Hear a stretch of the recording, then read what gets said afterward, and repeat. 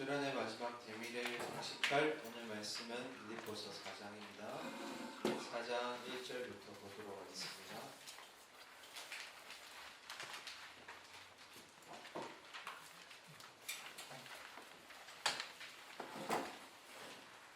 빌립보서 4장 1절부터 7절까지 말씀입니다.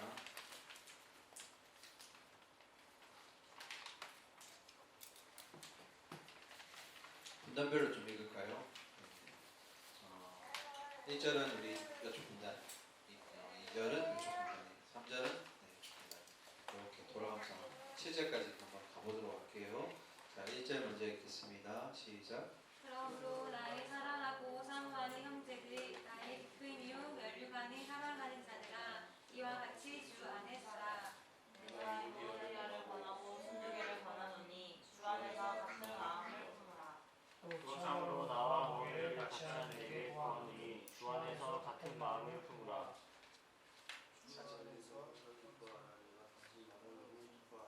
2절 이 분단이요. 가운데 분단. 너희 관계를 모든 사람에게 알게 하라. 주께서 가까우시니라. 아무것도 염려하지 말고 다만 모든 일에 기도와 간구로 너희 구할 것을 감사함으로 하나님께 다 알라. 같이. 그리하면 모든 지각에 뛰어난 하나님의 평강이 그리스도의 예수 안에서 너희 마음과 생각을 지키시리라. 아멘. 자, 빌립보서 3장을 통해서 우리가 배웠던 것은 신앙을 오래 했다고 해서 그것이 내 믿음이 되는 것은 아니다. 그죠? 그리고 진짜 힘은 세상의 힘이 아니라 부활의 권능, 부활의 소망을 믿고 살아가는 그 힘에 달려있다. 그래서 지식으로 끝나면 안 되고 우리의 삶 가운데 그 부활의 권능을 현재형으로 살아내야 된다. 여기까지 얘기했습니다. 간단하게 요약했죠. 자, 4장인데요. 모든 바울의 편지든 누구의 편지든 간에 편지의 시작은 누구에게 잘 있니 하고 안부로 시작해서 중간에 본론에서 목적을 얘기했고 그리고 마지막에 이제 끝인사로 이어져요. 그런 편지의 특수성을 보았을 때 오늘 이 빌립보서 4장이 마지막 이제 끝인사가 되는 거예요. 바울이 빌립보 교인들에게 마지막 끝인사를 어떻게 하는 건지 이제 보도록 할 건데요. 바울이 그 전까지 했던 내용들 기억나시죠?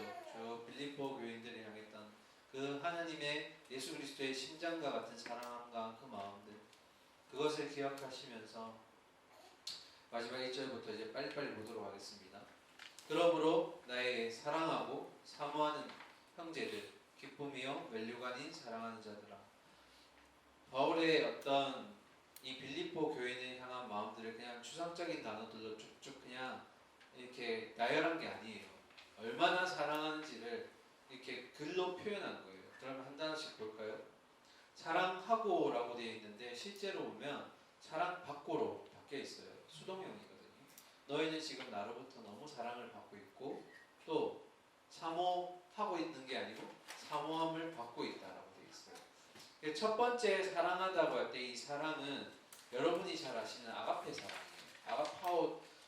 아가페토이라고 해서 이제 아가페에서 시작하는 건데 아가페는 누구의 사랑이에요 원래? 네, 예수 그리스도 하나님의 사랑이거든요.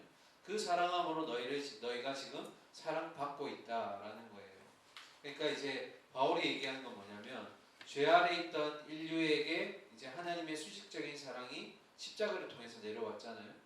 그 사랑에 의해 반응이 우리가 하나님께 보여드리는 이제 사랑의 반응인데 그래서 이제 바울도 뭐예요? 그런 수직적인 사랑으로 서로가 성도 간에 서로 수평적인 사랑을 지금 서로 주고받고 있다라는 거예요.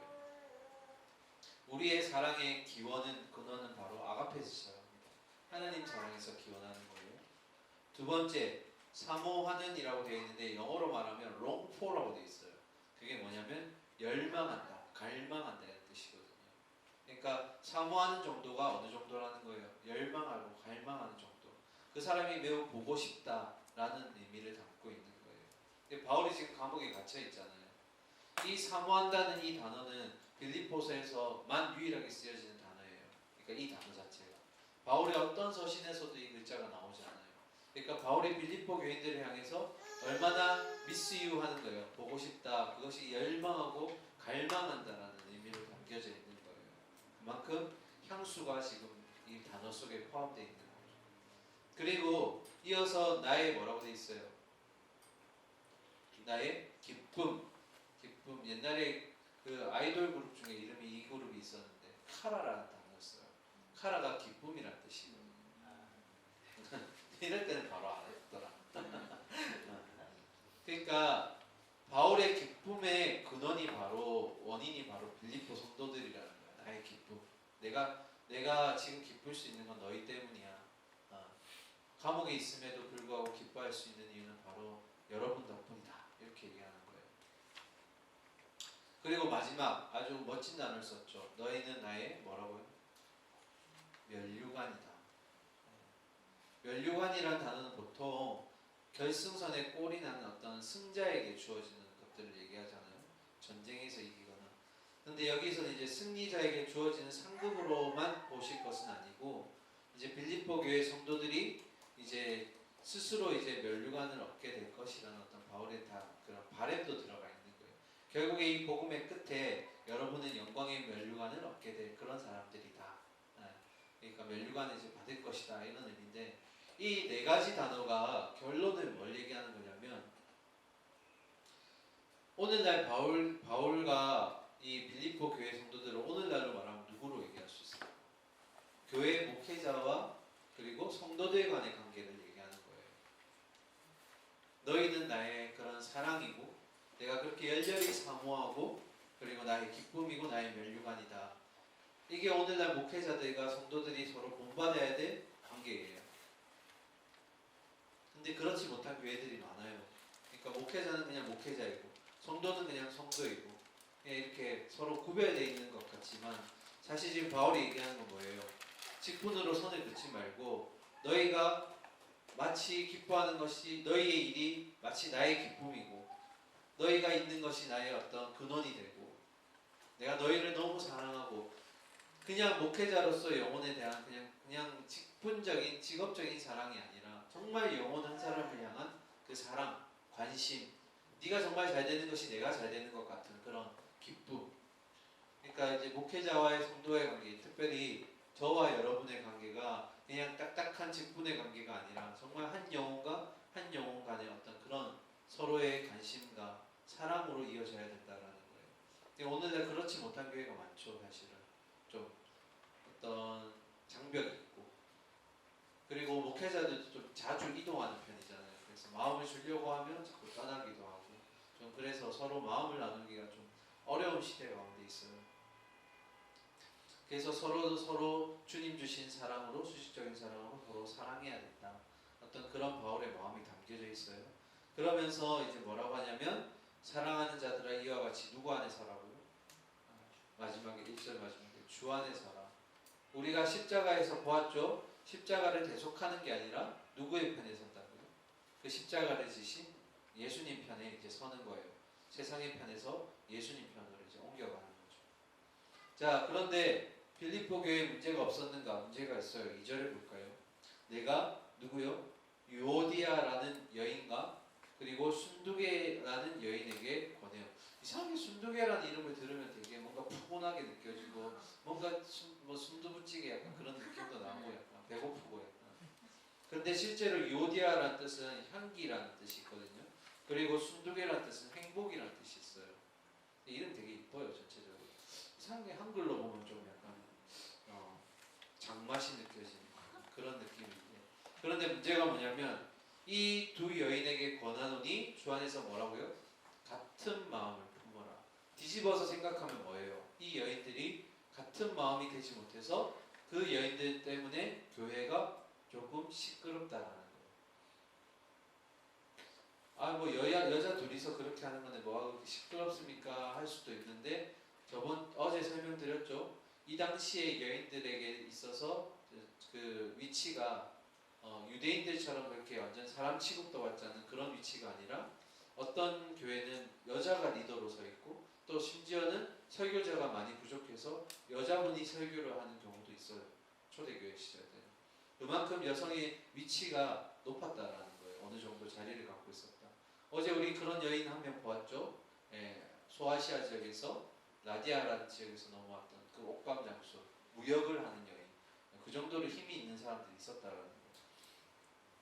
그러니까 이 요디아란 여인과 순두개로 인한 이 여인으로 인한 문제가 빌립보 교회 공동체가 화합되지 못하게 만들고 있다는 거예요.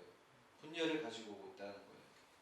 그래서 이제 뭐 같은 마음을 품으라는 건데, 그럼 어떻게 같은 마음을 품을 수 있을까? 3절 볼까요?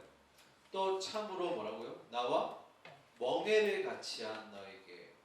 멍에가 뭐예요? 멍에. 그렇죠. 그 멍에를 조금 풀어서 얘기해야 돼요. 멍에는 누가 매는 거예요? 대지은 자. 성경적인 거 말고 진짜 소가 매는 거잖아요. 소 한 마리가 멍에를 매지 않아요. 두 마리가 매거든요. 그건 뭐냐면 두 소 중에 한 소라도 속도가 빠르거나 힘이 세면 이 멍에가 제대로 가지 못해요. 그 멍에 비유한 이유는 뭐예요? 같은 마음을 품으라는 거예요. 같은 속도로, 같은 힘으로. 네. 멍에도 하나의 어떤 비유가 되는 거죠. 멍에를 예전에 논이나 밭 가면 이렇게 밭 갈 때 소들이 매잖아요. 근데 한쪽 소가 너무 빠르면 이게 삐뚤빼뚤해져요. 두 소가 이렇게 천천히 같은 걸음으로 같은 힘으로 나가야지 밭이 잘 일자로 갈려요. 네, 물론 이게 선을 따라가게끔 만들지만. 그래서 멍에를 같이 한 너에게, 지금 바울과 이 백성들이 같이 멍에를 메고 있는데 너에게 구한다. 복음에 나와 함께 힘쓰던 저 여인들을 도와라. 어쨌든 동기로는 이 여인들도 복음을 위해서 열심히 이제 달려가기로 했던 거예요. 처음 동기는. 그런데 달려가던 중에 마음이 서로 나누어진 거예요. 그래서 이 여인들이 다시 교회 공동체를 통해서 화합할 수 있도록 너희가 도와라. 왜? 너희는 멍에를 진 자들이기 때문에. 그리고 또 누구예요? 글레멘드라는 사람과 그리고 나의 동력자들을 도와라. 그 이름들이 생명책에 있다. 이렇게 돼 있어요. 지체들 사이에서 서로 평강할 수 있도록, 화목할 수 있도록 너희가 도와주어라. 왜? 너희는 생명책에 이름이 기록된 같은 성도라고 불리는, 하나님의 자녀라고 불리는 자들이기 때문이다. 우리가 어제 오늘 아침에 보았죠. 부요함에 있어서 가장 중요한 건 나의 일을 내 것, 자기 일을 돌보듯이 남의 일도 내 일처럼 돌보아 줘야 된다 라는 어떤 그런 개념들이 있었잖아요. 그러니까 똑같은 거예요. 신앙이라는 것은 개인적인 거일 수 있지만 그것을 우리의 삶에 투영시킬 때는 개인적인 게 될 수 없는 거예요. 네. 옆 사람을 향해서, 우리의 이웃을 향해서 흘러가야 된다는 거죠. 자, 여기까지가 3절인데 이제 핵심은 4절부터 7절까지예요. 금방 갑니다. 네. 4절 같이 읽어볼까요? 시작. 주 안에서 항상 기뻐하라. 내가 다시 말하노니 기뻐하라. 제가 이 질문 한 3-4번 한 것 같은데, 항상 기뻐하라가 항상 기뻐할 수 있어요? 여러분이 24시간 그렇게 기뻐할 수 있어요? 우리 아버지가 돌아가셨어요. 근데 그 자리에서 내가 기뻐할 수 있어요? 내가 누군가와 헤어지게 되었어요. 그 상황에서 미친듯이 막 웃을 수 있겠어요? 기뻐할 수 있냐는. 그럼 이건 뭐예요? 지킬 수 없는 명령을 지키라고 바울이 이렇게 억지로 얘기한 걸까? 자, 첫 번째는 모든 답은 성경에 있다. 기억나죠? 두 번째, 모든 성경은 하나님 중심적으로 해석되어야 돼요. 그럼 이걸 하나님 중심으로 어떻게 해석할까? 이건 하나님의 여기 의지가 들어간 거예요. 지금은 어렵고 힘들 수 있고 또 앞으로 다가오는 상황 속에서도 어려울 수 있지만, 그러나 내가 택한 자녀들은 결국 내가 기쁨의 자리로 이끌고 갈 것이다. 최종적인 자리에서 너희는 기뻐할 것이다 라는 하나님의 의지가 들어가 있는 이 내용이에요. 기뻐하라는 것을 문자적으로 해석하면 안 되고요. 우리는 항상 기뻐할 수는 없어요. 그런데 여기에는 하나님이 2가지 약속을 주신 거예요. 첫 번째, 내가 선한 일을 시작하신 그분이 너희를 어떻게 해요? 기쁨의 자리로 끌고 갈 것이고, 그리고 그 가는 기간 동안에도 너희와 함께 하겠다라는 거예요. 그래서 주 안에서라고 얘기하죠. 주 안에서 항상 기뻐하라. 계속 기뻐할 수 있도록 그 자리를 인도해 가시겠다라는 거예요. 그럼 이렇게 문자적으로 해석하지 않는 게 6절에서도 해석할 수 있어요. 아무것도 뭐 하지 말래요? 염려하지 말래요. 염려 안 할 수 있어요? 우리가? 염려 염려가 찾아오는 것에 대해서 주님이 반대했어요, 인정하셨어요? 염려가 없는 것에 대해서 인정했어요. 그리고 심지어 빌립보서에 우리가 읽지 않았는데 바울도 교회를 향해서 고민과 염려가 엄청 많았어요. 네. 타는 갈증을 느끼는 것처럼 목이 타는 것처럼 그리고 죽을 것처럼 염려를 했어요. 교회 때문에 바울이. 그러면 이거 문자적으로 해석하면 안 맞잖아요. 우리 염려하는데 염려하지 말라는 건 뭐예요? 예수님은 뭐라고 얘기하셨어요? 염려가 우리의 키를 한 자라도 늘릴 수 있냐 하면서 뭐 하지 말라고 하셨어요? 염려가 찾아왔을 때 염려하지 말라고 하잖아요. 그럼 왜 그렇게 얘기하셨을까? 결론은 이거예요. 염려의 승패는 결국 하늘께 달려있다는 거. 염려의 결과는. 이것도 이제 결과적으로 해석해야 돼요. 하나님의 의지가 들어가 있는 부분인데 내가 아무리 염려하고 근심한다고 해서 그 문제가 해결되지 않아요. 결국 이 염려의 문제 해결은 누가 하신다는 거예요? 하나님이 하신다라는 거예요. 염려의 최종적인 결과가 우리에게 달려있지 않고 그 결과가 결국 하나님께 달려있다라는 거예요. 그래서 우리는 뭐 하는 거예요? 6절 뒤에 그래서 그것을 깨달은 우리는 다만 모든 일에 뭐 한다고요? 기도와 간구로 구하는 거예요. 나는 염려해도 이게 해결이 되지 않으니까 하나님께 맡기는 거예요.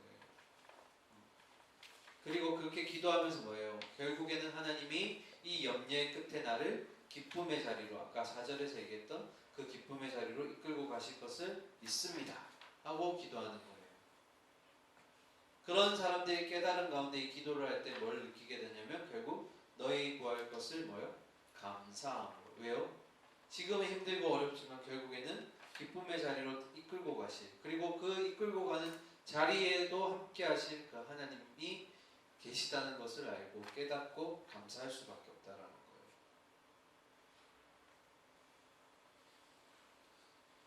정리해 볼게요. 4절에서 항상 기뻐하라는 것은 주 안에서 기뻐하라는 것은 하나님의 의지가 담겨져 있어요. 지금은 내가 힘들고 어려워서 기뻐할 수 없을지 모르지만 그리고 손해보는 것 같지만 세상에 눌려있는 것 같지만 그러나 결국에는 하나님이 마지막 표대에 도착했을 때 우리를 영광의 자리로 기쁨의 자리로 세워주실 거라는 거. 그런 가운데 우리가 염려 찾아올 때 염려하지 않아야 될 이유는 이 염려가 우리에게 달려있지 않다는 거예요. 결과가 아무리 근심 걱정한다고 해서 염려가 해결되지 않아요. 그러면 누가 해결해 주실까? 이 모든 인생의 스펙트럼을 누가 계획해 놓으셨어요?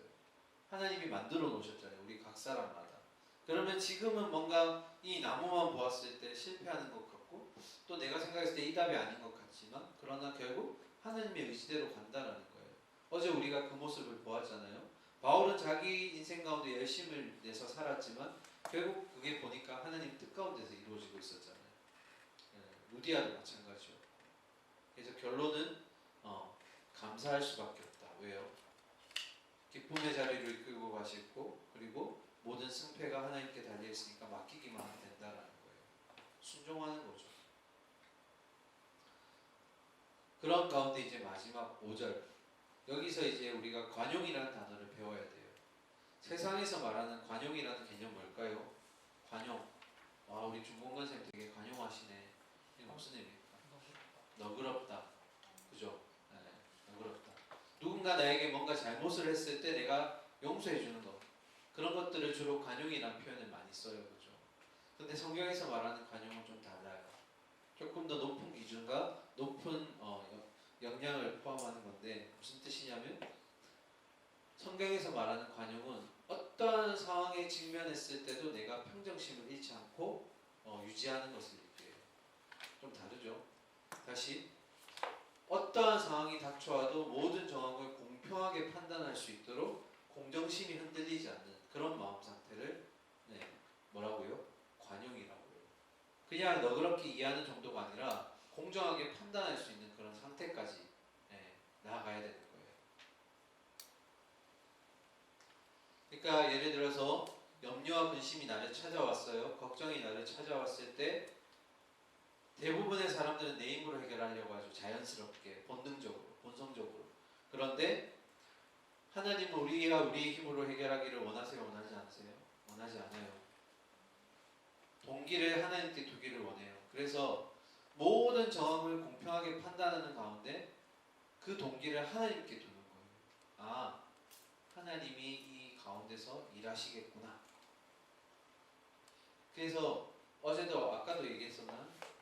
어제도 밤에 얘기했었는데 어떤 사람이 내가 해결할 수 없는 큰 문제를 만나게 됐어요. 그런데 보통 사람 같으면 극단적인 방법으로 나를 어떻게 잘못하게 되거나 아니면 또는 해결하지 못하는 것에 대해서 비난하고 비관하고 막 이렇게 술이라든지 이런 마약이라든지 어떤 그런 것들을 손대는데 기독교인들은 어떻게 해요?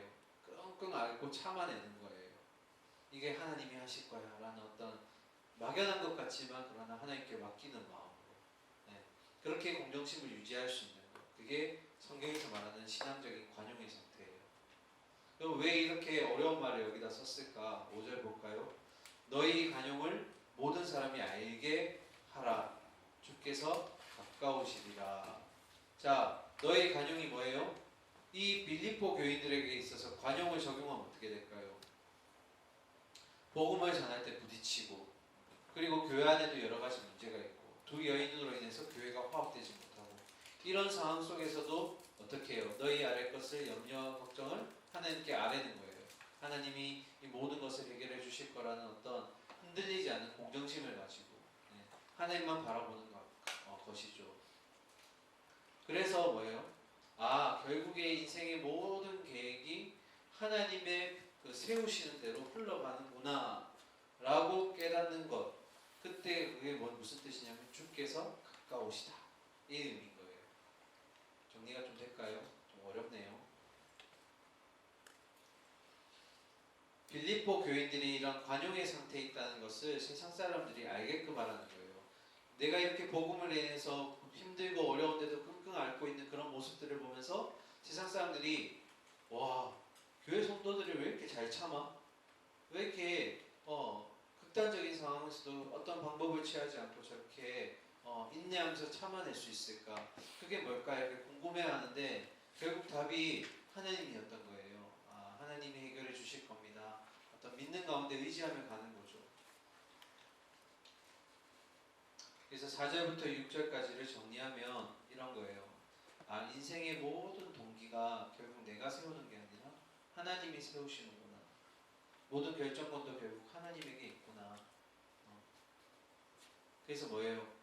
이 과정의 끝에 결국 잘 버텨내는 자가 하나님 백성으로서 결국 계획하신 대로 최종의 기쁨의 자리로 옮겨지겠구나 라는 어떤 그런 결론에 도달하게 되는 거예요. 그것을 깨닫는 자가 5절에서 감사한다 그랬어요. 그죠? 자, 그래서 마지막 7절, 그리하면 모든 지각에 뛰어난 하나님의 평강이 그리스도 예수 안에서 너희 마음과 생각을 지키신다. 모든 결과가 하나님께 있어요. 그래서 하나님께 감사하고 찬양을 드리게 되면 모든 지각에 뛰어난 하나님의 뭐라고요? 평강, 다른 말로 샬롬. 샬롬이 예수 그리스도라는 그분 안에서 너희가 어떤 상황이나 어떤 순간이 찾아와도 넘어뜨리지 않고 버텨낼 수 있도록 신앙의 관용의 상태를 주신다는 거예요. 마음을 지킬 수 있도록. 그래서 결론은 문자적으로 해석하면 이때는 답이 나오지 않아요. 왜요? 염려하지 않을 수 없는데 어떻게 염려하지 말라 그래요? 염려가 계속 오는데, 그리고 항상 기뻐할 수 없는데, 지금도 봐요. 폐 예배 드릴 때 다 죽어가고 있잖아요. 이 죽어가는 가운데 웃으라고 하면 어떻게 웃어요? 다들 기절하지. 그게 뭐예요? 죽어가는 것 같은데 결국에 하나님이 기쁨의 자리로 데리고 갈 거라는, 어디로요? 부산대로 데리고 갈 거라는 이상한 적용. 그래서 여러분들, 우리가 어제도 얘기했지만 종말론적인 신앙을 품어야 되는 이유는 결국 하나님의 의지대로 우리를 그 영광의 자리로 회복시켜 주실 거라는 거예요. 좀 알아주는 사람이 없고, 또 내가 손해를 보고 또는 내가 양보했음에도 불구하고 그것에 대한 어떤 합리적인 보상이나 어떤 그런 게 없더라도, 그러나 하나님이 그것을 알고 계시고 그것을 갚아주실 거라는 어떤 믿음을 가지고 살아가는 거예요. 사람이나 환경을 통해서 갚아주시는 게 아니라 하나님만의 어떤 방법을 해결해 주실 거라 믿는 거예요. 그래서 여러분에게 마지막으로 이제 설교를 마치면서 세상 가운데 이제 나아갈 것인데, 다시 한번 간곡히 부탁드리는 것은 우리의 힘으로 할 수 없다라는 걸 먼저 깨달아야 돼요. 이 빌립보서의 4장 결론은 뭐냐면 우리가 하나님의 힘을 의지하지 않고는 세상 가운데 나가서는 조 터지고 그냥 돌아온다라는 거예요. 내 힘으로. 그러다 보면 갑자기 하나님과 점점 더 멀어지게 되는 거죠. 그래서 마지막에 우리가 이 구절 읽고 마칠 건데 아마 거긴 없을 거예요. 4장 13절 볼까요? 빌립보서 4장 13절. 이 말씀으로 마무리하겠습니다. 자, 같이 읽을까요? 마지막이니까 시작. 내게 능력 주시는 자 안에서 내가 모든 것을 할 수 있느니라. 아멘. 13절에서 이 중요한 구절은 뒤쪽이 아니에요. 다 대부분 이것을 외우거나 많이 하시는데 내가 모든 것을 할 수 있다. 그러니까 순종합시다. 나아갑시다. 막 이렇게 얘기하는데 내가 모든 것을 할 수 있는 그 뭐라고 하죠? 근본 원인이 앞에 있어요. 내게 능력 주시는 자가 있어야 돼요. 13절에서는 앞에 게 더 중요해요. 내가 세상 가운데 나갈 때 내가 모든 것을 할 수 있다 라고 얘기할 수 있는 이유가 여기 있는 거예요. 내게 능력 주신 자가 있기 때문에. 하나님 중심적으로 말씀을 해석해야 돼요.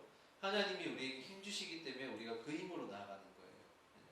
세상 가운데서도 그렇게 나아가는 거고 또 우리 주변의 지체를 향해서도 그렇게 나아가는 거고. 근데 자꾸 하나 되자, 같이 힘내자 이렇게 얘기하면서 말로만 그렇게 하는 것이 아니라 먼저는 하나님의 은혜를 구하자. 하나님께서 은혜 주실 때 우리가 하나 될 수 있어. 세상 가운데 나갈 때 주님 나에게 힘 주세요. 내가 주님 주신 힘으로 나아가겠습니다. 그래서 에베소서도 6장의 마지막에 보면 우리가 잘 아는 하나님의 전신갑주를 취하자라고 되어 있잖아요. 세상 가운데 나갈 때. 근데 거기서 핵심은 전신갑주가 아니에요. 전신갑주가 누구의 것인가가 중요한 거예요. 누구의 것이라고 되어 있어요. 하나님의 전신갑주예요. 우리가 빌려 입는 거예요. 그것을. 하나님이 주시는 힘과 능력으로 우리가 삶을 살아내고 전신갑주를 취해서 세상과 부딪히는 거예요. 거기에는 공격 무기가 하나밖에 없어요. 뭐죠? 말씀.